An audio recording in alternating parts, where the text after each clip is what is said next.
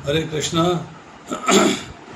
श्रीमद् भगवद गीता अध्याय संख्या 2 श्लोक संख्या 31 से लेकर 38 तक 2.31 to 38। ये एक स्पेशल प्रकरण है जिसके अंदर भगवान जो है क्षत्रिय धर्म के बारे में चर्चा कर रहे हैं। सांख्य योग के अंदर 2 चर्चाएं हुई हैं इस अध्याय के अंदर। पहली चर्चा हुई है आत्मा और शरीर का भेद, जो कि 11वें श्लोक से लेके और 30वें श्लोक तक है। और अब चर्चा हो रही है क्षत्रिय धर्म, जिसकी 31वें से लेके और 38वें श्लोक तक है। 31वां श्लोक पढ़ता हूँ, सुनिएगा। स्वधर्मम अपि च अवेक्ष्य ना विकम्पितुम अर्हसि धर्म्यात् हि युद्धात् श्रेयन्यत् क्षत्रियस्य न विद्यते। अनुवाद में लिखते हैं श्रील प्रभुपाद, क्षत्रिय होने के नाते अपने विशिष्ट धर्म का विचार करते हुए तुम्हें जानना चाहिए कि धर्म के लिए युद्ध करने से बढ़कर तुम्हारे लिए अन्य कोई कार्य नहीं है, अतः तुम्हें संकोच करने की कोई आवश्यकता नहीं है। 2 बातें कही गई। एक, विशिष्ट धर्म, मतलब तुम्हारा इस वक्त इस सिचुएशन के अंदर, इस परिस्थिति के अंदर धर्म क्या है।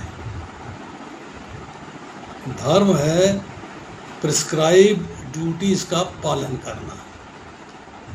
जो तुम्हारे लिए इस वक्त वर्णाश्रम धर्म के अनुसार ड्यूटीज प्रिस्क्राइब्ड हैं, उनका तुम्हें पालन करना चाहिए। वो तुम्हारा विशिष्ट धर्म है, नंबर 1। दूसरी बात कही गई कि धर्म के लिए युद्ध करने से बढ़कर तुम्हारे लिए अन्य कोई कार्य नहीं है। अब जब तुम धर्म को समझ लोगे, तुमने कहा धर्म सम्मूढ़ चेता, मैं धर्म को नहीं समझ पाया हूँ, मैं मोहग्रस्त हो गया हूँ कि मैं आर्थिक धर्म का पालन करूँ या शास्त्रिक धर्म का पालन करूँ। समाज के अनुसार, राजनीति के अनुसार जो आर्थिक धर्म है, जो अर्थशास्त्र है, उसके अंदर कहा गया है आतताई का वध कर देना चाहिए। पर जो शास्त्र में धर्म की व्याख्या है वो कहती है अहिंसा परमो धर्म है, मतलब अहिंसा का पालन करना चाहिए, किसी का वध नहीं करना चाहिए। Then you are confused. अब यहाँ कह रहे हैं कि तुम्हारा विशिष्ट धर्म क्या है इन गिवन सर्कमस्टांसेस। जो सर्कमस्टांसेस, जो सिचुएशंस तुम्हारे लिए इस वक्त अराइज हुई हैं, उसके अनुसार तुमको अपनी प्रिस्क्राइब ड्यूटीज़ का पालन करना चाहिए। और प्रिस्क्राइब ड्यूटी क्या है कि तुम युद्ध क्षेत्र में खड़े हो, क्षत्रिय हो, तो क्षत्रियों को जब युद्ध के लिए ललकारा जाता है तो उसे युद्ध करना चाहिए।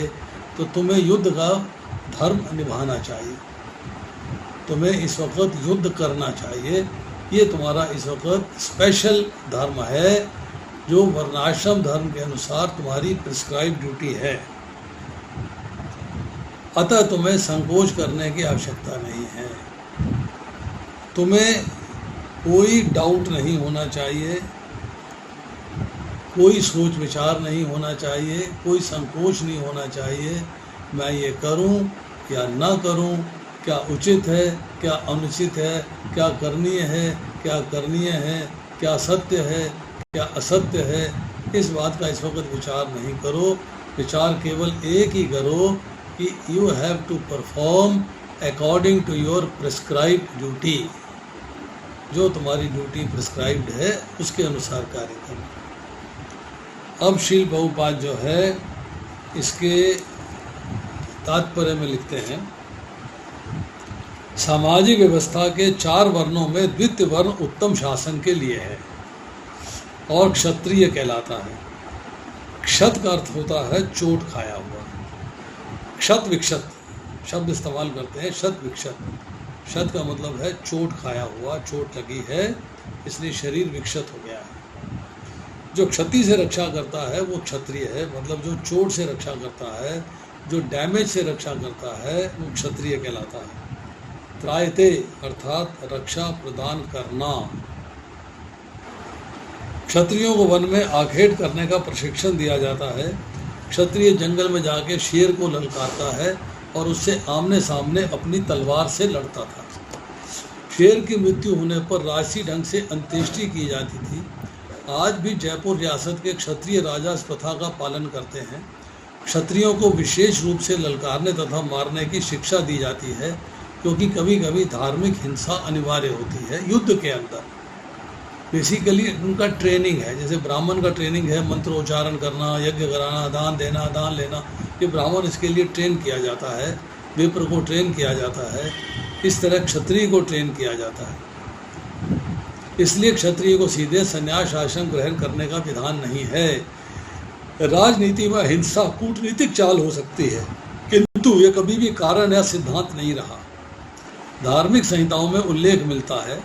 मनु संहिता में मिलता है 9वें अध्याय के 70वें श्लोक में, और महाभारत में मिलता है 3रे खंड के 193 से लेके और 199 से लेके और 93 तक के श्लोक में।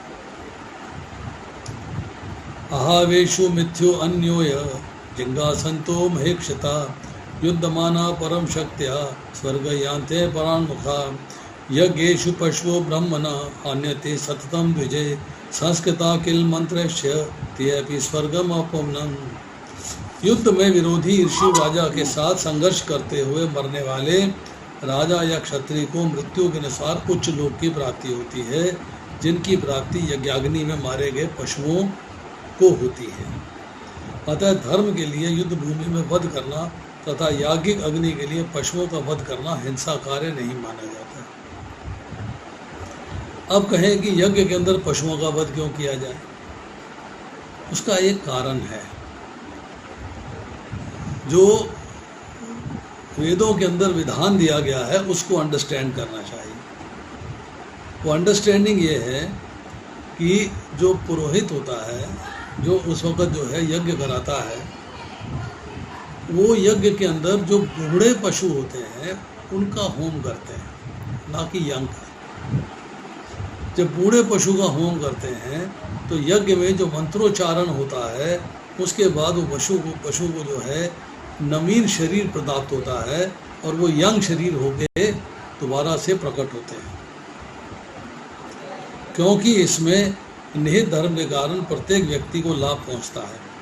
और यज्ञ में बलि दिए गए पशु को एक स्वरूप से दूसरे में बिना विकास क्रिया के तुरंत ही मनुष्य का शरीर प्राप्त हो जाता है।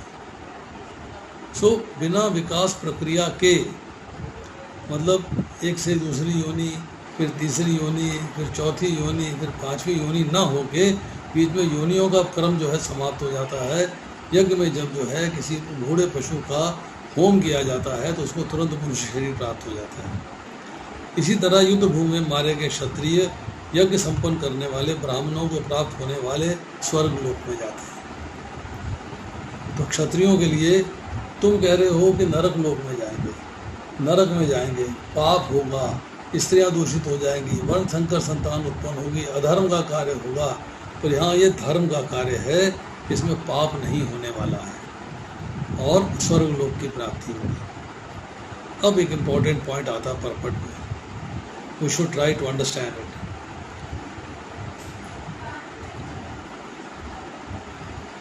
स्वधर्म दो प्रकार का होता है।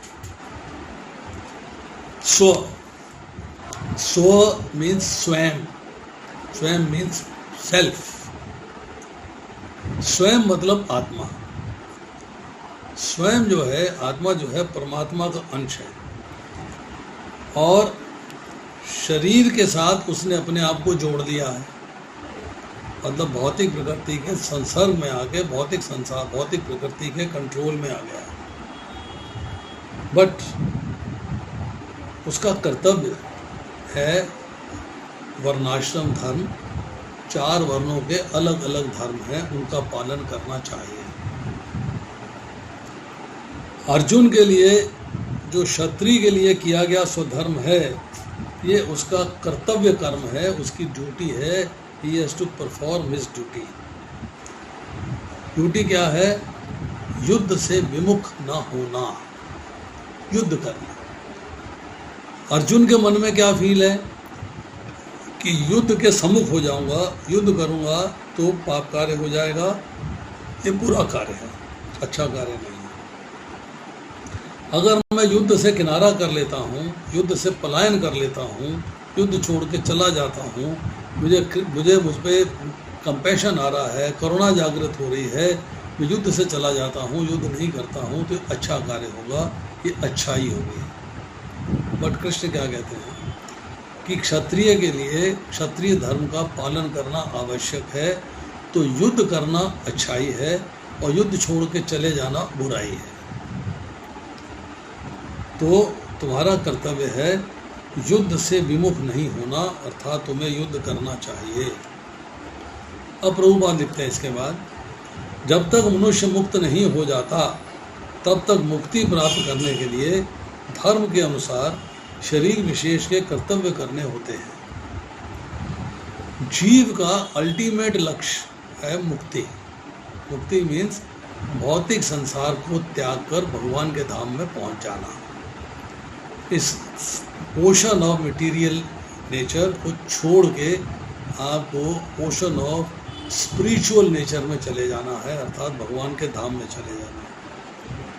जब तक वह मुक्त हो जाता है उसका कर्तव्य या स्वधर्म आध्यात्मिक हो जाता है।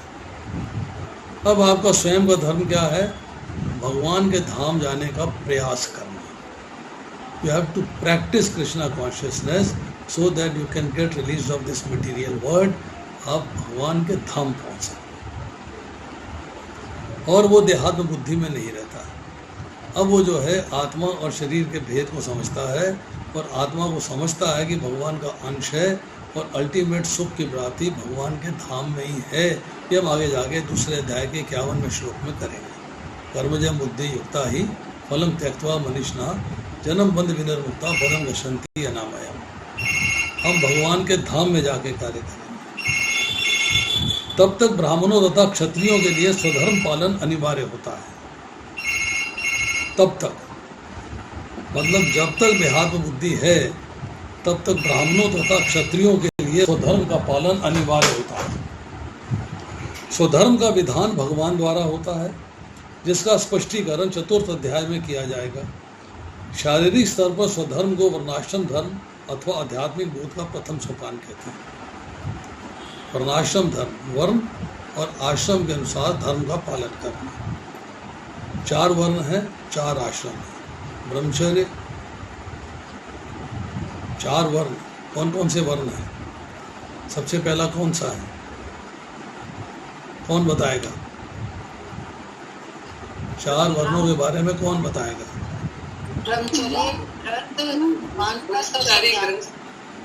4 आश्रम कौन से हैं?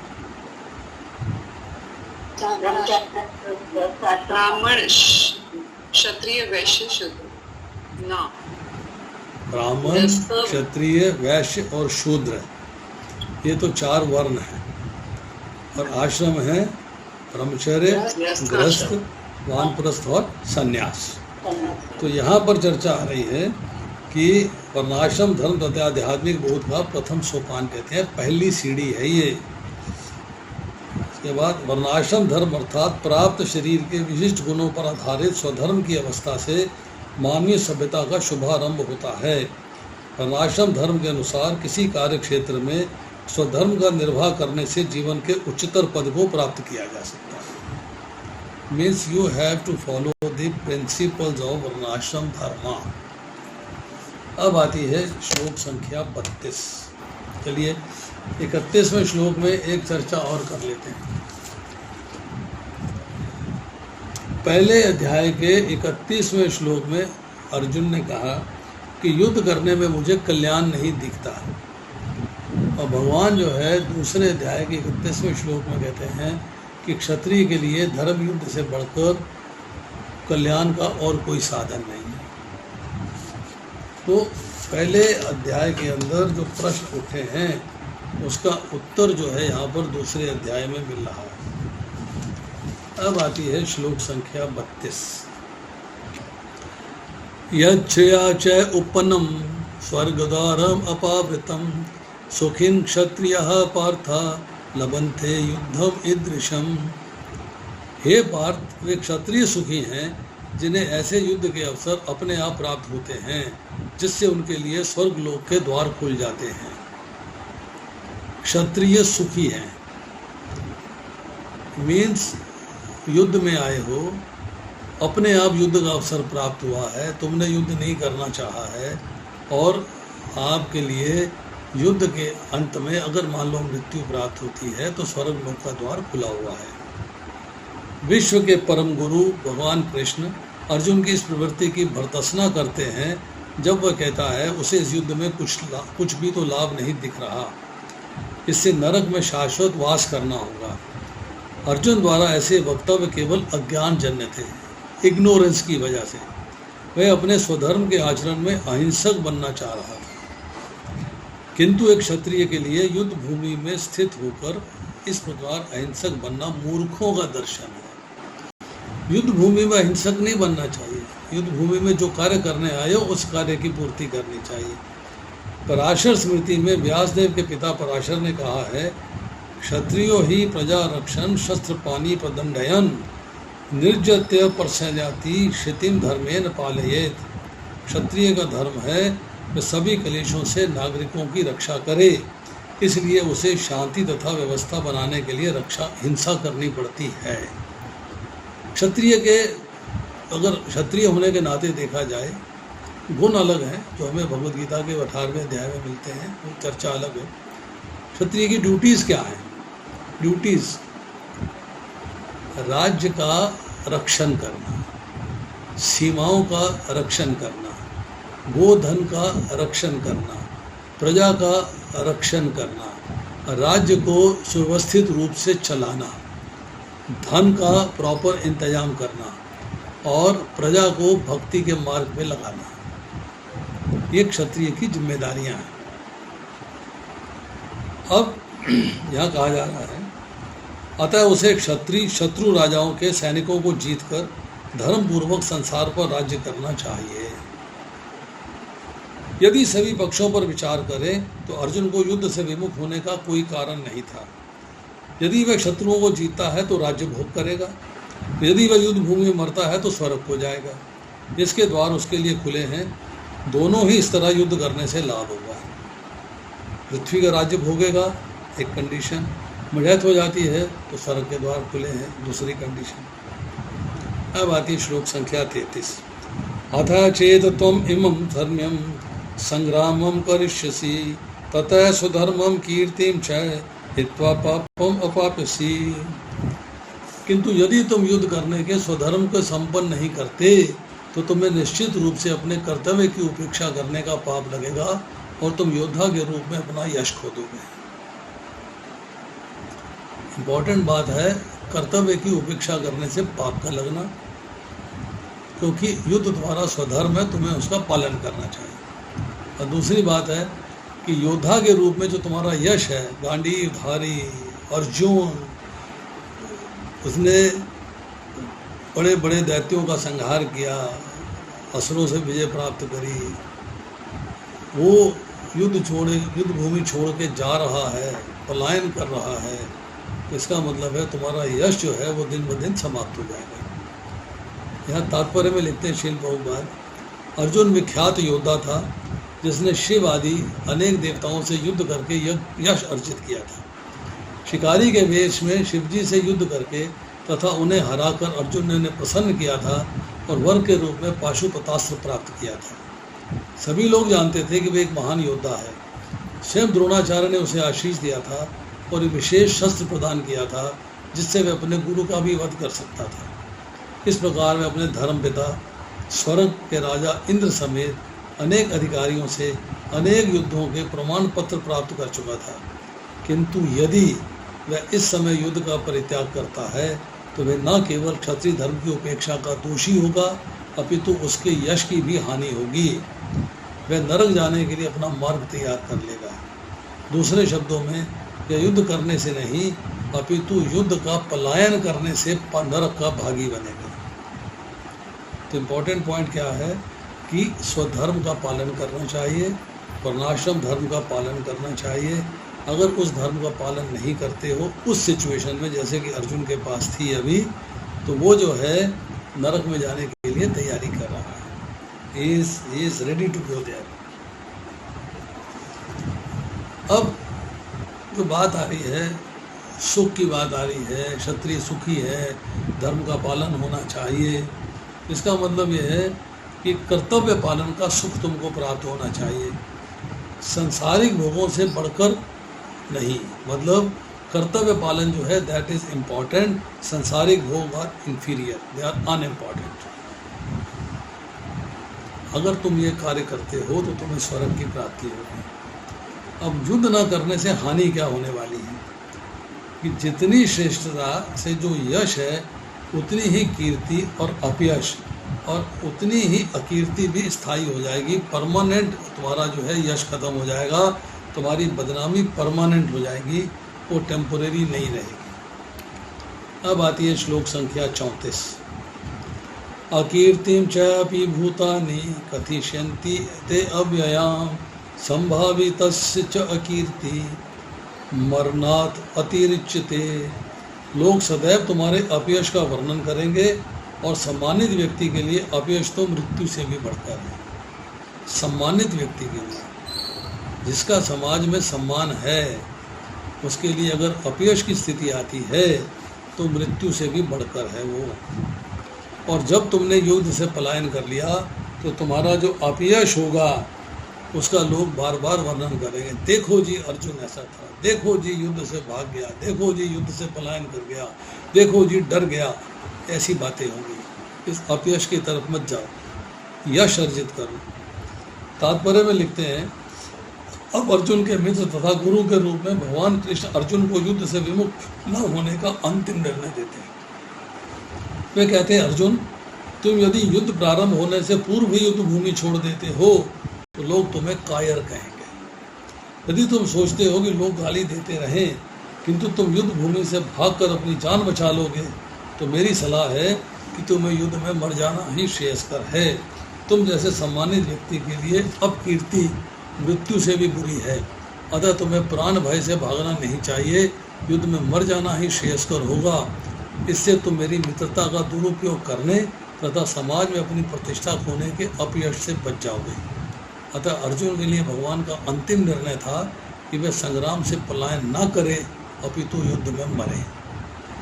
भगवान उसे इंस्टिगेट नहीं कर रहे हैं, भड़का नहीं रहे हैं, उसे गाइड कर रहे हैं कि what is the right path for you. तेरा राइट पाथ है उसको रिमेंबर करा रहे हैं, उसे याद करा रहे हैं कि what is right for you, you should know it, तुम्हें पता होना चाहिए। अब आती है श्लोक संख्या 35। भयात् रणात् उपतरम मन्यस्ते त्वां महारथा येषां च त्वं बहुमता भूत्वा यास्यसि लाघवम्। जिन जिन महान योद्धाओं ने तुम्हारे नाम तथा यश को सम्मान दिया है वे सोचेंगे कि तुमने डर के मारे युद्ध भूमि छोड़ दी है और इस तरह वे तुम्हें तुच्छ मानेंगे। You will be considered inferior. तो अच्छा बेकार आदमी है, बिल्कुल युद्ध से भाग गया, बड़ा धारी बनता था, बहुत भारी रथ था इसके पास, श्वेत घोड़े थे इसके पास, क्या हुआ, सेना देखी और पलायन कर गया। ये बातें लोगों के दिमाग में आएंगी और लोग इन बातों से तुम्हारा अपयश करेंगे। डर के मारे युद्ध भूमि छोड़ दी है, इस तरह तुम्हें तुच्छ मानेंगे। लाघवम अर्थात तुच्छ मानेंगे, तुम छोटे हो जाओगे। तुमने दैत्यों को, गंधर्वों को, देवताओं को हराया है और अब ये सामने मनुष्य खड़े हैं, इनसे तुम भाग रहे हो।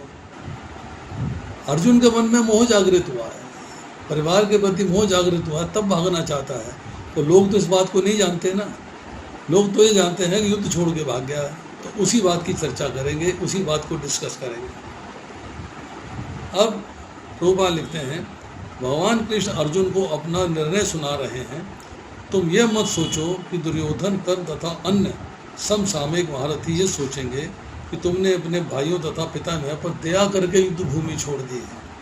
वे तो यही सोचेंगे कि तुमने अपने प्राणों के भय से युद्ध भूमि छोड़ी है। इस प्रकार उनकी दृष्टि में तुम्हारे प्रति जो सम्मान था वह धूल में मिल जाएगा, समाप्त हो जाएगा।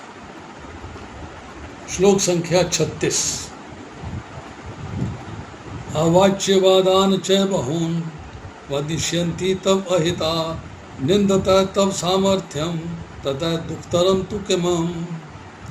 तुम्हारे शत्रु अनेक प्रकार के कटु शब्दों से तुम्हारा वर्णन करेंगे और तुम्हारी सामर्थ्य का उपहास करेंगे। तुम्हारे लिए इससे दुखदाई और क्या हो सकता है। कटु शब्दों से वर्णन करना है, प्रेम से वर्णन नहीं करने वाले। ये होगा वर्णन ताने मार के, टॉन्टिंग। जैसे मैंने आपसे पहले बताया, क्या योद्धा बनता है, ए भाग गया, युद्ध में 11 छावनी सेना देखी और भाग लिया, डर गया, डरपोक कहीं का। मतलब कटु शब्दों से तुम्हारा वर्णन होगा और तुम्हारी सामर्थ्य का उपहास होगा। बड़ा बड़ा योद्धा बनता था, मेरे पास गांडीव है, मेरे पास ये है, मेरे पास वो है, कैसा योद्धा है, भाग लिया। इससे ज़्यादा दुखदाई तुम्हारे लिए और कोई चीज़ नहीं हो सकती। तात्पर्य में लिखते हैं शील प्रभुपाद, प्रारंभ में ही भगवान कृष्ण को अर्जुन के अयाचित दया भाव पर आश्चर्य हुआ और उन्होंने इस दया भाव को अनार्योचित बताया था। अब उन्होंने विस्तार से अर्जुन के तथाकथित दया भाव के विपक्ष में कहे गए वचनों को सिद्ध कर दिया है। देखिए, भगवान ने जब अर्जुन को फटकारा है, उसको डांट पिलाई है, तो उससे क्या कहा है कि कुतस्तव कश्मलम इदम विश्वे समुपस्थितम अनार्य जुष्टम अस्वर्ग्यम अकीर्ति कारम कार्जुना। श्री भगवान ने कहा है, अर्जुन तुम्हारे मन में ये कलमश आया कैसे? यह उस मनुष्य के तनिक भी अनुकूल नहीं है, जीवन के मूल्य को जानता हो। इसे उच्च लोक की नहीं अपितु यश की प्राप्ति होती है।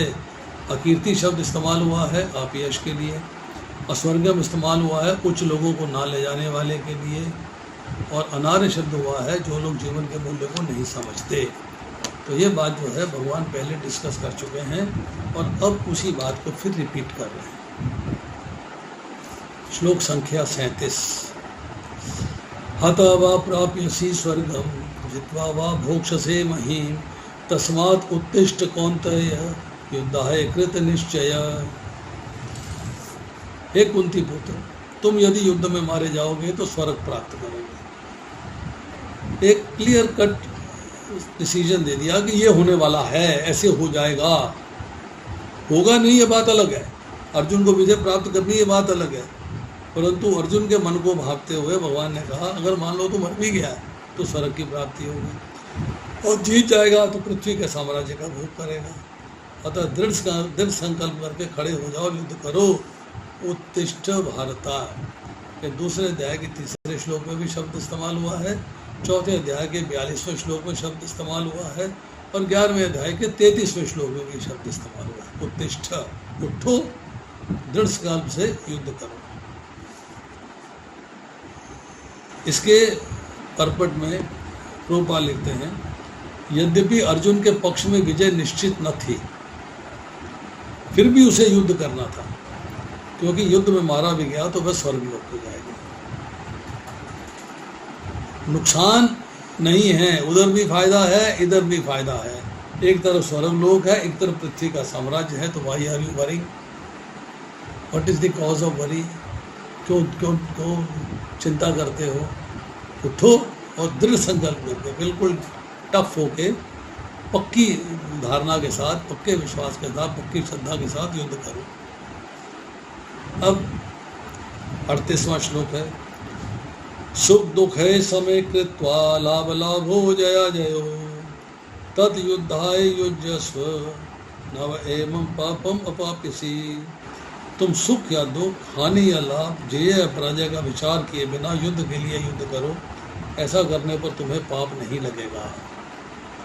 जो पाप की चर्चा पहले आ रही थी पहले अध्याय के अंदर, उस पाप की चर्चा को यहाँ पे फिर भगवान क्लियर कर देते हैं और कंडीशंस बताते हैं 3 कि तुम्हें विचार नहीं करना है। Don't have to give thought to it. सोचना नहीं है, विचार नहीं करना है। किसके बारे में? सुख मिलेगा या दुख मिलेगा, भूल जाओ, विचलित नहीं होना है। दूसरे अध्याय के 14वें श्लोक में कहा है, मात्र स्पर्शात कौन्तेय शीत उष्ण सुख दुखदा आगम अपायनी अनित्या तांत तितिक्षो भारता। उनसे विचलित हुए बिना रहने का अभ्यास करो। सुख और दुख तो आते रहते हैं और जाते रहते हैं। हानि या लाभ, हानि भी हो सकती है, यू में डाई, लाभ भी हो सकता है, पृथ्वी का साम्राज्य मिलेगा। इसलिए विचार मत करो क्या होगा क्या नहीं होगा।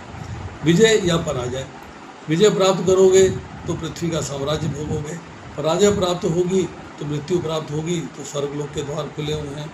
इसलिए युद्ध करना है तुम्हें तो युद्ध करो, ऐसा करने से तुम्हें पाप नहीं लगेगा। अब इसके तात्पर्य में शिल प्रभुपाद लिखते हैं, अब भगवान कृष्ण प्रत्यक्ष रूप से कहते हैं कि अर्जुन को युद्ध करने के लिए युद्ध करना चाहिए, क्योंकि ये उनकी इच्छा है। अब भगवान की इच्छा है कि तुम्हें युद्ध करना चाहिए। कृष्ण भावनामृत कार्यों में सुख या दुख, हानि या लाभ, जय पराजय को कोई महत्व नहीं दिया जाता है। दिव्य चेतना, ट्रांसेंडेंटल कॉन्शियसनेस, तो यही होगी कि हर कार्य को कृष्ण के निमित्त किया जाए। तो यहाँ पर जो है हमने देखा कि 2 पॉइंट निकल के आए। पहला पॉइंट था भगवान की इच्छा है, और दूसरा पॉइंट यह है कि हर कार्य को कृष्ण के निमित्त करना चाहिए।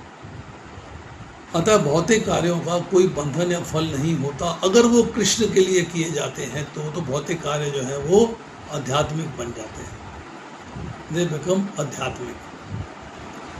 जो कोई सतोगुण या रजोगुण के अधीन होकर इंद्र तृप्ति के लिए कर्म करता है उसे अच्छे या बुरे फल प्राप्त होते हैं, किंतु जो कृष्ण भावनाओं के कार्यों में अपने आप को समर्पित कर देता है वह सामान्य कर्म करने वाले के समान किसी का कृतज्ञ या ऋणी नहीं होता है। आप कार्य कर रहे हो भगवान के लिए, तो आप अपने लिए नहीं कर रहे हो। जब भगवान के लिए कार्य करते हो तो आप पे किसी का ऋण नहीं है, क्योंकि भगवान पे कार्य करने के बाद सब ऋण चुकता हो जाते हैं।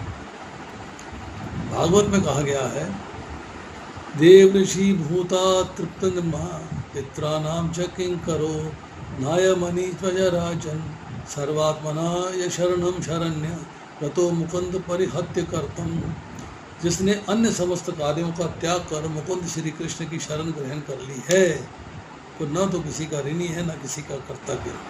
हम लोग शब्द इस्तेमाल करते हैं कि हम पे देवताओं का ऋण है, हमें भोजन देते हैं, खाने पीने की वस्तुएं देते हैं, जमीन जायदाद मकान सब कुछ दे रहे हैं। पर जब आपने भगवान की शरण ग्रहण कर ली है तो इन देवताओं का ऋण ऑटोमेटिकली चुकता हो गया है, आपने कुछ किसी का नहीं देना।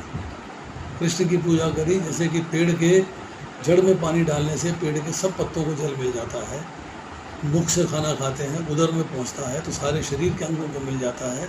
इसलिए भगवान की जब सेवा कर लेते हैं, भगवान के प्रति समर्पित हो जाते हैं, तो सारे देवताओं को उसका फल प्राप्त हो जाता है। वे न किसी का कृतज्ञ, चाहे वह देवता, साधु, सामान्य जन अथवा परिजन, मानव जाति या उसके पितृ ही क्यों ना हों, अब उसे किसी का कर्जा नहीं देना। इस श्लोक में अर्जुन को अप्रत्यक्ष रूप से इसी का संकेत किया गया है। इसकी व्याख्या अगले श्लोकों में और भी स्पष्टता से की जाएगी। Now things will be discussed in next, क्योंकि बुद्धि योग है अर्थात कर्म योग है। 39 से लेकर 53वें श्लोक तक ये चर्चा आएगी, जिसको हम करेंगे नेक्स्ट टाइम। अब हम इसको जो है थोड़ा सा एक बार फिर से समराइज कर लेते हैं, रिवीजन कर लेते हैं। जो हमने 31 से लेकर 38 तक श्लोक किए हैं, इसका हम जो है क्विकली रिवीजन कर लेते हैं। ये 8 श्लोक हैं। इसमें art of lecturing, art of explaining, अगर व्याख्यान देना हो तो इनको जरूर पढ़ना चाहिए। 31वें से लेकर 32वें श्लोक तक कर्तव्य कर्म करने के लाभ बताए गए हैं। That is Vidhi, Vidhi means prescriptions. कर्तव्य करने से लाभ क्या होता है। 33 से लेकर 36 तक कर्तव्य कर्म ना करने की हानि क्या होती है बताई गई है, अर्थात निषेध क्या है, इनहिबिशंस क्या है। और फिर 37 से लेकर 38वें तारीख तक कर्तव्य करने से लाभ बताया गया है और भगवान की आज्ञा बताई गई है, फिर विधि बताई गई है। अब जो अर्जुन ने प्रश्न किए हैं पहले अध्याय के 31वें श्लोक में जो चर्चा आई थी कि युद्ध करने में कल्याण नहीं दिखता, भगवान यहाँ बताते हैं क्षत्रिय के लिए धर्म युद्ध से बढ़कर कल्याण का कोई साधन नहीं है। फिर पहले अध्याय के 36वें श्लोक में आता है युद्ध करके हम सुखी कैसे रहेंगे, और दूसरे अध्याय के 32वें श्लोक में आता है जिन क्षत्रियों को युद्ध मिल जाता है वही क्षत्रिय सुखी हैं। फिर पहले अध्याय के 43वें श्लोक में आता है युद्ध के परिणाम में नरक की प्राप्ति होगी, और दूसरे अध्याय के 32वें श्लोक में और दूसरे अध्याय के 37वें श्लोक में आती है युद्ध के परिणाम में स्वर्ग की प्राप्ति होगी। फिर पहले अध्याय के 36वें श्लोक में एक और बात आती है कि युद्ध करने से पाप लगेगा, पापम एवं आशयत, युद्ध करने से पाप लगेगा। और दूसरे अध्याय के 33वें श्लोक में चर्चा आती है युद्ध न करने से पाप लगेगा। पहले अध्याय के 39वें श्लोक में चर्चा आ रही है कि युद्ध करने के परिणाम में धर्म का नाश होगा, और दूसरे अध्याय के 33वें श्लोक में चर्चा आती है युद्ध न करने से उसके परिणाम में धर्म का नाश होगा। तो भगवान ने यहाँ पर पहले अध्याय में जो क्वेश्चन अर्जुन के माइंड में आ रहे थे, जो दलीलें आ रही थी, उसको रिफ्यूट किया है आंसर देके। अब इसके अंदर जो है हमें ज्ञान मिलता है कि मनोधर्म को छोड़ना चाहिए। मैं अपने मन से कुछ करता हूँ, मुझे वो छोड़ना चाहिए, मुझे करना चाहिए as prescribe bye Krishna.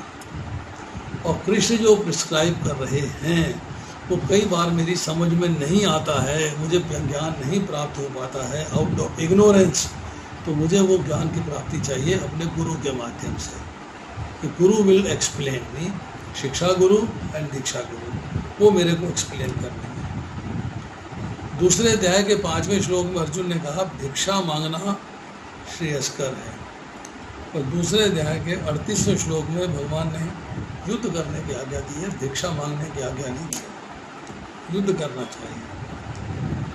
Shrimad Bhagavatam के 11वें स्कंद के 29वें अध्याय के 41वें श्लोक में चर्चा आती है कि उद्धव जी ने भगवान कृष्ण के साथ रहने की इच्छा प्रकट करी, तो भगवान ने रिफ्यूज कर दिया, बोले सॉरी, तुम्हें उत्तराखंड जाना चाहिए और तपस्या करनी चाहिए। तो उद्धव जी जो है वो तपस्या करने के लिए बद्रिकाश्रम चले गए। दूसरे अध्याय के 38वें श्लोक में कहा गया सकाम कर्म से निष्काम कर्म का मार्ग, जिसका लक्ष्य आत्मज्ञान एवं मोक्ष है, ये बताया जा रहा है। ये एक्सप्लेन किया जा रहा है कि नाउ यू शुड प्रोग्रेस, कि तुम्हें आत्मज्ञान में जाना चाहिए और मोक्ष की प्राप्ति के लिए जाना चाहिए, कि तुम सुख या दुख, हानि या लाभ, विजय या पराजय का विचार किए बगैर युद्ध के लिए युद्ध करो, ऐसा करने में तुम्हें पाप नहीं लगेगा। ये बात की चर्चा है। तो आज का प्रकरण इतना ही है, दूसरे अध्याय में 31 से लेकर 38वें श्लोक तक। अब इसमें किसी का कोई प्रश्न है तो पूछ सकता है। अगली बार चर्चा हम करेंगे निष्काम कर्मयोग की, उसमें कर्मयोग भी आएगा। ये जो हमने प्रकरण किए हैं ये ज्ञान योग था। अब एक प्रश्न जो है उठ के आता है ज्ञान योग के बारे में, कर्म योग के बारे में थोड़ी सी चर्चा आती है। तो आप समझ लीजिएगा कि कृष्णा कॉन्शियसनेस में जब प्रोग्रेस करना है तो उसमें 5 स्टेप है, 0, 1, 2, 3 and 4, 5 स्टेप है। स्टेप नंबर 0 क्या है कि एक व्यक्ति जो अपने कर्म करने के बाद उनका फल चाहता है, इसको कहते हैं फ्रूटिव वर्कर। वो स्वर्ग लोक जाने की इच्छा करता है, हायर प्लैनेट्स में जाने की इच्छा करता है, बट कर्म करता है शास्त्र के अनुसार, जो वेदों में ज्ञान दिया हुआ है। उनके फर्स्ट 2 पोर्शन में, ब्राह्मण में और संहिता में, वहाँ से मंत्र लेता है, रिचुअल्स लेता है, कैसे यज्ञ करना है, कैसे मंत्र करने हैं, वो करने के बाद जो है अपने आप को उच्च लोकों में ले जाने के लिए प्रैक्टिस करता है। वो रेगुलेटेड इंद्र तृप्ति करता है एज पर स्क्रिप्चर्स। शास्त्रों में अपने भोग ऐश्वर्य के लिए अपने आनंद प्राप्ति के लिए जो साधन बता रखे हैं उनका पालन करता है, ये कर्म कांड है। स्टेप 0 इज कर्म कांड। अब आता है स्टेप नंबर 1। अब उसको थोड़ी बात समझ में आती है, अज्ञान से निकल के ज्ञान के मार्ग में चलता है। जब ज्ञान के मार्ग में चलता है तो पहला स्टेप लेता है ज्ञान के मार्ग में जाने के लिए। वो अपना जो कर्म करता है उनके कर्म फलों का परित्याग कर देता है। इसे कहते हैं निष्काम कर्म योगा, कामना रहित कार्य करना। अब आता है इसी के अंदर स्टेप नंबर 3, जिसको स्टेप नंबर 2 कहा गया है। अब उसने जो है अपने कर्म फलों का परित्याग कर दिया। अब वो भगवान के बारे में जानना चाहता है, इग्नोरेंस से वो ज्ञान में आना चाहता है, वो भगवान के बारे में जानना चाहता है, नॉलेज अबाउट ब्रह्मा, और उसके लिए तपस्या करता है, तप करता है। मतलब डिफ़िकल्ट से डिफ़िकल्ट सिचुएशन के अंदर लगा रहता है भगवान का ज्ञान प्राप्त करने के लिए। तो अब वो ज्ञान योग के मार्ग पे आ गया, क्योंकि भगवान का ज्ञान प्राप्त करना ज्ञान योग है, ज्ञान योग में आ गया। हमने जो भी ज्ञान प्राप्त किया है ईश्वर का, जीव का और शरीर का, ये और क्षत्रिय धर्म, ये सांख्य योग कहलाता है, एनालिटिकल स्टडी है ये। अब आता है स्टेप नंबर 3। स्टेप नंबर 3 में उसने जो है कर्म फलों का परित्याग कर दिया है, ज्ञान प्राप्त करने के साधन में लगा हुआ है। पर उसे ज्ञान प्राप्ति के साधन में ये ज्ञान मिलता है कि आपको अपने मन को कंट्रोल में करना है, मन को वश में करना है। तो कंट्रोल ऑफ मन में करने के लिए अष्टांग योग का पालन करता है, जिसमें 8 अंग हैं। हृदय में जो परमात्मा स्थित हैं उनके ऊपर स्मरण लगाता है, मेडिटेट करता है, उनके ऊपर ज्ञान प्राप्त करता है, मतलब उनके ऊपर ध्यान लगाता है। जो हृदय में परमात्मा विराजमान है उनके ऊपर ध्यान लगाता है। तो ये हो गया ध्यान योग या अष्टांग योग। अब उसने मन को वश में कर लिया, कर्म फलों का परित्याग कर दिया है, ब्रह्म का ज्ञान प्राप्त कर लिया है, तपस्या कर रहा है। अब वो चाहता है ये सब ज्ञान प्राप्त करके मैं भगवान कृष्ण की भक्तिमय प्रेममय सेवा में लग जाऊँ, प्रीतिपूर्वक सेवा करूँ।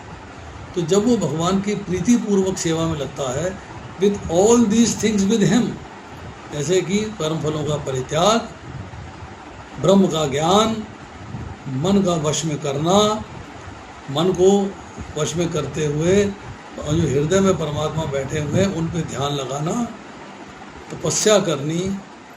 जब ये कार्य करते हुए भगवान की साक्षात सेवा में आ जाता है, भगवान की भक्ति करता है, तो भक्ति योग है, तो भक्ति योग है। तो ये स्टेप लेटर वेशन जो है कि आप एक एक करके करते जाते हो, और भगवद गीता जब पढ़ते हो तो आपको आगे के अध्यायों में एक एक चीज़ का ज्ञान मिलता चला जाएगा। You will get knowledge about all this, आपको ज्ञान की प्राप्ति होगी। यस, जैसे हम 7वें अध्याय से 12वां अध्याय करते हैं तो वो भक्ति योग के बारे में चर्चा है। 13वें से लेकर 18वें में प्रयोजन है, और पहले से 6ठे में भगवान से संबंध का ज्ञान है कि आपको भगवान से संबंध स्थापित करना है, भगवान के संबंध के बारे में जानना है कि आपका भगवान से संबंध क्या है, उसके बारे में ज्ञान होना चाहिए। और भक्ति योग जो है वो एक्चुअली संबंध को जानना, प्रयोजन ये पहले होना चाहिए था और भक्ति योग बाद में होना चाहिए था। पर भगवान ने कहा कि भक्ति योग is most important and precious, और प्रेशियस चीज़ को है ट्रंक में संभाल के रखा जाता है। जैसे मोती सीप में रहता है, सीप नीचे है, सीप ऊपर है, मोती बीच में बंद है। इसलिए पहले जो है संबंध है, बाद में प्रयोजन है, बीच में भक्ति है, भक्ति योग है, अभिधेय है। तो इन सब को हमें स्टडी करना है, इन सब को समझना है। और हमें अगर हम कहेंगे कि हम भगवान से संबंध ज्ञान जानना चाहते हैं, संबंध ज्ञान हमारा क्या है, तो हमें सनातन गोस्वामी के पद चिन्हों पर चलना होगा और राधा मदन मोहन जी की आराधना करनी होगी।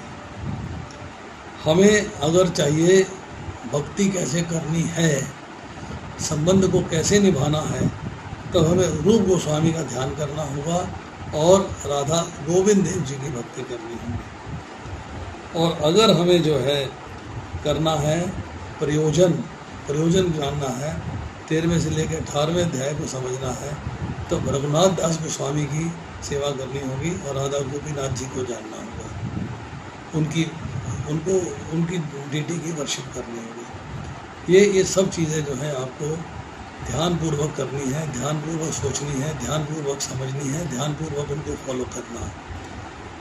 All these things are important in life. और आज मैंने जो पोस्टिंग करी है उसमें मैंने बताया है कि किस तरीके से आपको भक्ति के अंदर क्या क्या चीज़ें करनी चाहिए। व्हाट्सएप पढ़ लीजिएगा, सारा उसमें 2 मैंने आर्टिकल पोस्ट किए हैं, बहुत अच्छे हैं, उसको पढ़ना चाहिए, उसको सोच उसके ऊपर दिमाग लगाना चाहिए। Please read it. और किसी का प्रश्न है, राजकुमारी माता जी का हाथ खड़ा है।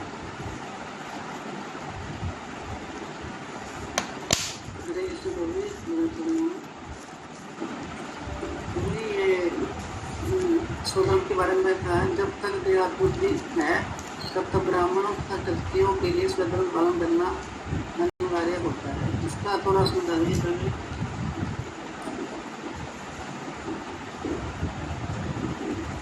कौन सी लाइन आप पढ़ रही हैं वो बताइए।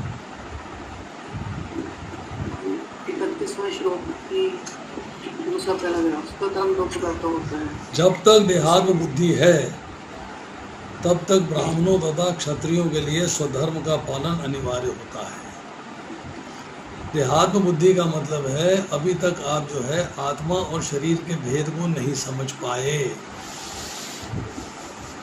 जब आप आत्मा और शरीर के भेद को समझ पाते हैं तो आपको आत्मा का जो धर्म है भगवान की सेवा करने का, उसका पालन जो है अनिवार्य है। It is important for you. जब आप और एडवांस्ड हो जाएंगे फिर आप जो है रागानुगा भक्ति में आ जाएंगे, तब रिचुअल्स को छोड़ देंगे, उससे एडवांस्ड भक्ति में आ जाएंगे। पर बिगिनिंग के अंदर आपको जो है अपना जो धर्म है वर्णाश्रम धर्म के अनुसार आपको जो कार्य करने हैं उसका पालन करना आवश्यक है। That is essential. Prabhu ji, आपने बताया स्वधर्म का मतलब भगवान के धाम जाना। मैंने नहीं बोला, ये आपने गलतफहमी पाली है। अब ध्यान से सुनिएगा। स्वधर्म का मतलब है मेरे स्वयं का धर्म क्या है, और मेरे स्वयं का धर्म है भगवान की सेवा, मुझे वो करनी चाहिए। स्वयं मतलब आत्मा का धर्म क्या है। अब आपको मैं फिर दोबारा से समझा देता हूँ, मैं पहले समझा चुका हूँ एक बार। आप लोग जो है आई डोंट नो कंफ्यूज क्यों हो जाते हो। आत्मा और भगवान का एक संबंध है। आत्मा क्या है? भगवान का अंश।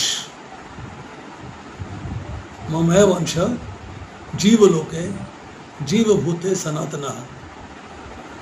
आत्मा भगवान का अंश है, और अंश का अंशी के प्रति क्या कर्तव्य होता है। आपका शरीर पूरा है, आँख उसका अंश है, शरीर की सेवा करती है। नाक उसका अंश है, शरीर की सेवा करता है। हाथ उसके अंश हैं, शरीर की सेवा करते हैं। पैर उसके अंश हैं, शरीर की सेवा करते हैं। मतलब शरीर पूर्ण है, और जो अंश होता है वो पूर्ण की सेवा करता है, जिसका वो अंश है। हम भगवान के अंश हैं, तो अंशी होने के नाते भगवान की सेवा करना अंश का धर्म है। ये स्वधर्म है आपका, ये स्वयं का धर्म है। वो स्वयं का धर्म पालन करते हुए आपको मुक्ति मिलती है, वो बोनस है, वो लक्ष्य नहीं है आपका कि स्वधर्म मुक्ति है। स्वधर्म मुक्ति नहीं है, उसकी स्वधर्म का पालन करने का फल है, वो उसका फल है। जब आप भगवान की सेवा करते हो, भगवान के आदेश का पालन करते हो, भगवान ने कहा है 3 अध्याय के 31वें श्लोक में, जो मेरे आदेश का श्रद्धापूर्वक ईर्ष्या रहित होकर पालन करता है वो जन्म मृत्यु के बंधन से मुक्त होकर मेरे धाम आ जाता है। तो मेरे धाम आ जाना उसका फल है। मुख्य कार्य क्या है? भगवान के आदेश का पालन करना। तो अंश होने के नाते हमें अंशी के आदेश का पालन करना है, अंश होने के नाते हमें अंशी की सेवा करनी है। बेसिक्स हैं, ये बेसिक समझने चाहिए। हम लोग क्या है कि एडवांस क्लास सुनते हैं, बेसिक्स नहीं जानते। This is our problem. वहाँ से कंफ्यूजन अराइज होता।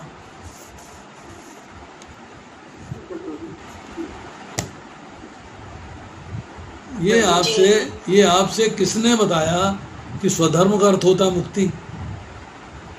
कहाँ लिखा है ये? नहीं मुक्ति नहीं, मैंने सुना कि आपने बोला मुक्ति नहीं, भगवान के धाम जाना। नहीं, मुक्ति का मतलब भगवान के धाम जाना हो गया ना। नहीं, स्वधर्म।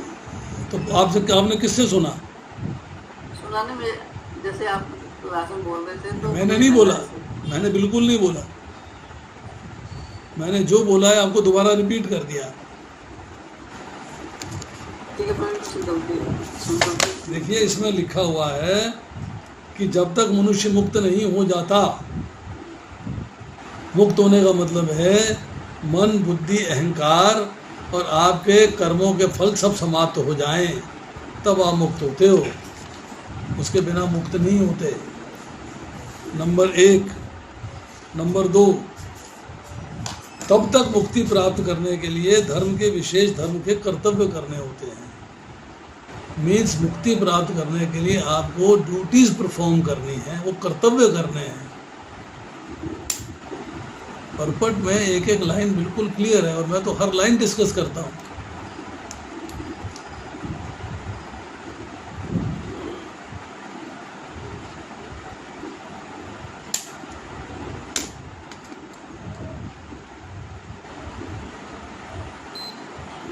ध्यानपूर्वक पढ़िए, ध्यानपूर्वक सुनिए, ध्यानपूर्वक समझिए।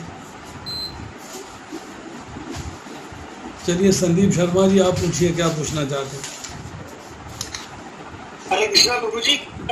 33वें श्लोक में की व्याख्या में आपने कहा कि अर्जुन को द्रोण से ऐसे भी वो मिले हुए थे, वरदान मिले हुए थे या क्या कहते हैं शिक्षाएं मिली हुई थी, या कि वो अपने गुरु का भी वध कर सकते थे, लेकिन फिर भी महाभारत के युद्ध में द्रोण के साथ छल क्यों किया गया? तो जबकि अर्जुन के पास ये सारी शक्तियां थी उनका वध करने के लिए। अश्वत्थामा वाला जो प्रकरण क्यों रचाया गया? आहिस्ता आहिस्ता पूछिए, स्लोली। अश्वत्थामा वाला प्रकरण क्यों रचाया गया जबकि अर्जुन के पास वो शक्तियां गुरु द्वारा थी जो गुरु का भी वध करने के लिए सक्षम थी? हाँ, फिर तो गुरु द्रोण के साथ छल क्यों हुआ? नहीं, अश्वत्थामा बीच में कहाँ से आ गया? अश्वत्थामा मर गया ऐसा बोला कि उनको थोड़ा सा इमोशनली हर्ट किया गया, उसके बाद उनका वध किया गया, ये बताया गया। देखिए ऐसा है कि हर चीज भगवान द्वारा प्लान्ड है। द्रोणाचार्य का वध किसने किया?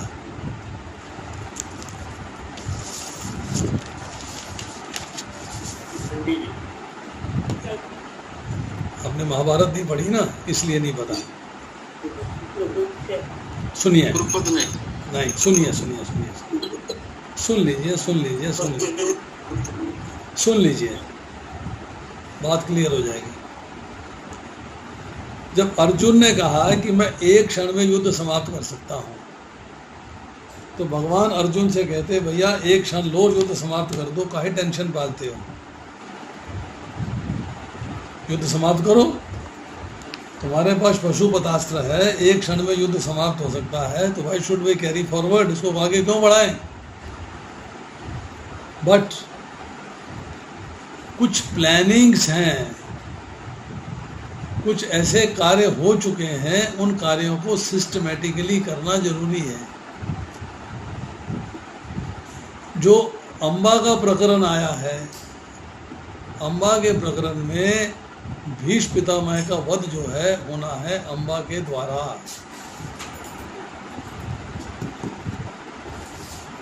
एक सेकंड बोलिए, एक तो आज फोन की घंटी बजती रही, तुम पास नहीं थी फोन के? मैं पास में थी। नहीं, बिल्कुल बगल में बैठो, तुम दूर बैठी थी, मैंने घूम के देखा था। पहली घंटी बोले फोन उठाओ, मेरे यहाँ घंटी नहीं बजनी चाहिए। घंटी बज रही है, वो फोन ही नहीं, घंटी बजती जा रही है, फोन उठने की, इसी पर ऐसा उठने के बाद नहीं, भी। उसको बंद कर दो। मेरे को घंटी नहीं बजनी चाहिए। आप यहाँ से हटा दो, बस हटा दिया करो। नहीं, तुम अपना फ़ोन को चेक करो कर। 2 बार हुआ है आज जो- ऐसे। तो जो प्रकरण चल रहे हैं कि द्रोणाचार्य का द्रुपद से वैर था, तो द्रोणाचार्य ने द्रुपद से वैर के नाते द्रुपद का आधा राज्य ले लिया था। जब द्रुपद के मन में ये बात उठी है कि मेरा राज्य चला गया है, आधा राज्य द्रोणाचार्य ने ले लिया है, तब उन्होंने जो है यज्ञ किया है। पहले संतान हुई है शिखंडनी, अम्बा शिखंडनी के रूप में आई है, जिसने भीष्म पितामह का वध करना है। वो शिखंडनी शिखंडी बनी है। और भीष्म पितामह ने, महाभारत पढ़ेंगे तो बताया है युद्ध से पहले कि मेरे सामने अगर कोई स्त्री आ जाएगी तो मैं अपने अस्त्र शस्त्र छोड़ दूंगा। तो जब दुर्योधन ने पूछा है कि आप शिखंडी का वध क्यों नहीं करेंगे, तो भीष्म पितामह ने उत्तर दिया है क्योंकि शिखंडी का जन्म जो है स्त्री के रूप में हुआ है, वो शिखंडनी थी, इसलिए मैं उसे स्त्री ही मानता हूँ, इसलिए मैं उसके सामने युद्ध नहीं करूँगा। तो दुर्योधन ने हर मुमकिन कोशिश करी है कि भीष्म पितामह का रथ जो है शिखंडी के सामने ना आ जाए। इसीलिए पहले अध्याय में कहते हैं कि आप सब लोग जो है भीष्म पितामह की रक्षा करिए। हर चीज़ प्रैक्टिकल है। अब जो है द्रुपद ने यज्ञ किया है यज और याज ऋषि के द्वारा पुत्र की प्राप्ति के लिए, तो द्रोणाचार्य का वध कर सके। तो उसको उस यज्ञ के अंदर जो है एक पुत्र की और एक पुत्री की प्राप्ति होती है। पुत्र होता है धृष्टद्युम्न, और धृष्टद्युम्न जो है वो पांडव सेना का सेनापति बनता है। अब द्रोणाचार्य की मृत्यु उसी के हाथ से होनी है। और दूसरी जो लड़की पैदा होती है जिसको कहते हैं याज्ञसेनी, और याज्ञसेनी का दूसरा नाम है द्रौपदी कृष्णे। तो अब ये सारे माध्यम बनते हैं इस कंडीशन के कि द्रोणाचार्य का वध जो है वो करना है धृष्टद्युम्न ने। हालांकि अर्जुन सारे युद्ध को समाप्त करने में सक्षम था, पर भगवान ने जिसकी ड्यूटी जहाँ लगानी है, जिसके साथ जिसका तालमेल होना है, उसी के साथ करना है। शल्य जो है नकुल और सहदेव के मामा हैं, और लड़े दुर्योधन की साइड से हैं। क्यों लड़े उनकी तरफ से? क्योंकि भगवान की प्लानिंग है कि युद्ध के अंदर जो है अर्जुन का सारथी मैं हूँ, तो मेरे कंपटीशन में कोई इक्विवेलेंट सारथी होना चाहिए। और इक्विवेलेंट सारथी कौन है? शल्य। तो शल्य को किसी तरीके से दुर्योधन की तरफ भेजना है। तो शल्य के मुख से जो है उसके सरस्वती बिठा के उसके मुख से आवाज़ निकलवाई है कि जो मेरी एक अक्षौनी सेना की रास्ते भर में सेवा करेगा मैं उसकी तरफ से युद्ध करूँगा। नकुल सहदेव जो है किसी कार्य में व्यस्त हो गए हैं, सेवा नहीं कर पाए हैं, तो सेवा करी है दुर्योधन ने। तो जब शल्य जो है नकुल सहदेव के शिविर में जाते हैं, पांडवों के शिविर में जाते हैं, धन्यवाद करते हैं, तो दुर्योधन प्रकट हो जाता है। वो कहता है मामा जी सेवा तो मैंने करी है। तो शल्य को कंपल्सरीली जो है दुर्योधन की तरफ से युद्ध करना पड़ता है। और फिर उसको पता है कि इनसे बढ़िया सारथी कोई नहीं है, तो उनको कर्ण का सारथी बनाया जाता है। हर चीज़ एक सिस्टमेटिकली प्लान्ड है। अब उस प्लानिंग में अपनी बुद्धि लगाते हैं। अगर अर्जुन मार देता,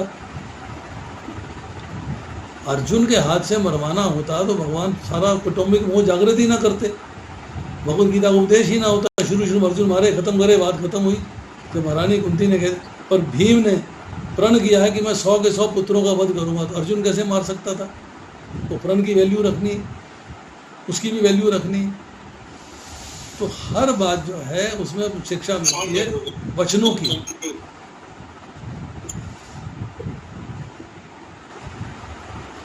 ठीक है, समझ गए प्रभु जी, थैंक यू। हाँ जी,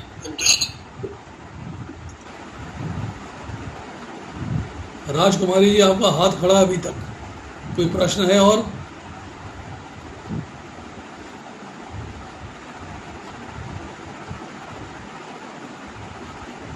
चलिए, और किसी का सवाल?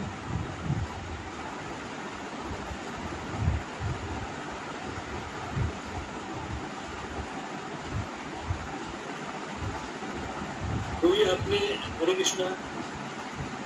यस, आपने सनातन गोस्वामी के विषय में बताया कि उन्होंने संबंध ज्ञान के विषय में जानना है तो सनातन गोस्वामी का अनुसरण करें, और रूप गोस्वामी के द्वारा भक्ति ज्ञान के विषय में बताया गया है। और प्रयोजन किसके द्वारा बताया गया? रघुनाथ दास गोस्वामी। रघुनाथ दास को प्रयोजन क्या है प्रभु जी? सारी रात रामायण पढ़ी, सुबह पूछते हैं सीता कौन थी।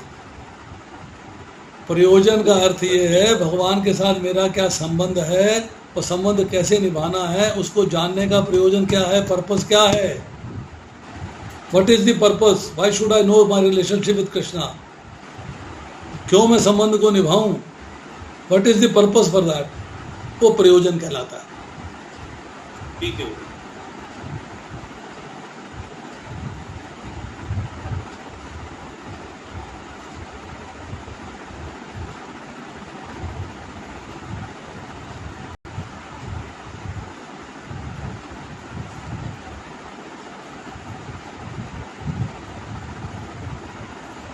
डीटी क्या है मुझे डीटी भी बता दीजिए जरा तीनों के, सनातन गोस्वामी, गोस्वामी, रघुनाथ दास गोस्वामी की क्या डीटी? अरे बताई तो है भैया, सनातन गोस्वामी की डीटीज है राधा मदन मोहन जी, रूप गोस्वामी की डीटीज है राधा गोविंद देव जी, और रघुनाथ दास गोस्वामी की डीटीज है राधा गोपीनाथ। राधा गोपीनाथ, हाँ जी।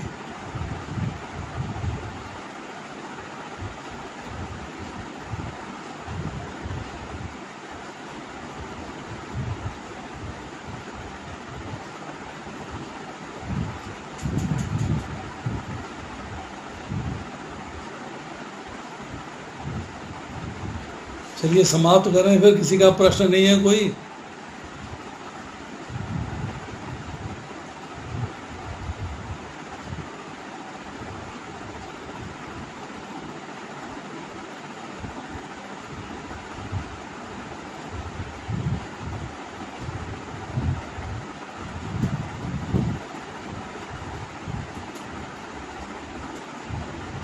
Recording stop.